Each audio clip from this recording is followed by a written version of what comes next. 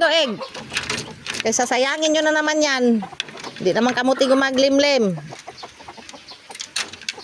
Hindi tayo gumaglimlim. Ginakasaka ng itlog. Ay, nako. Ikaw, alis ka dyan. Nagpipretend ka na naman. Pretending to be a mama but you don't know how to make baby. No good. Alis ka na dyan. Mag-iitlog ka ba? Kukunin ko itlog. Dura ka lang. O, diba? Ang dami ng itlog. May pang-ulam na naman kami. Ba't kulang ko ng isa? Tigdalawa kayo isang araw ah. Oh, sinisilip mo pa. Ito na, iuulam ko na to. Kay ginapisa mo lang, di ka tig maglimlim. Kaluoy din eh, gusto na maglimlim eh. Ibubukod ko na lang siya. Para magka-baby siya.